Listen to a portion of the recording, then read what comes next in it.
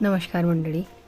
आज आहे होळी आणि आता जायचं आपल्याला होळीची पूजा करायला. बघा ताट काढलं मी, नैवेद्य काढला आणि 2 नैवेद्य काढले आणि इकडे हळद कुंकू दिवे आणि ते आमच्याकडे करून घेतात साप इंचू इंगळी शरीरावर होणारे खांडकं बेंडकं ते बनवतात.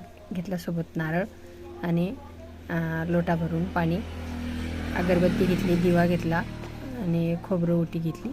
तर चला आपण जाऊया होळीच्या पूजेला. बरं आलो इथे होळीजवळ. दरवर्षी दारीच होळी करतो, आज समोर आले मंदिराजवळ. तर पहिले मी पाण्याने प्रदक्षिणा मारून घेतली आणि आता हळद कुंकू बाकीचं आणलेलं सर्व साहित्याची पूजा करून घेतली. होळीमध्ये टाकलं जे जे आणलं होतं ते, नैवेद्य दाखवला आणि आता दर्शन घेऊन साहेब नारळ वाढवत आहेत. हॅलो. बरं पहिले तर ते होळीत ठेवला, नंतर होळीच्या बाहेर काढला. आता तर नारळ काढून घेत आहेत.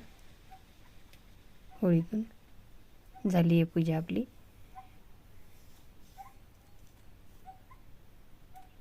अंधारा असल्यामुळे या साईडनं फोटो नाही आला व्यवस्थित. मग गजानन महाराजांना पण नैवेद्य दाखवला.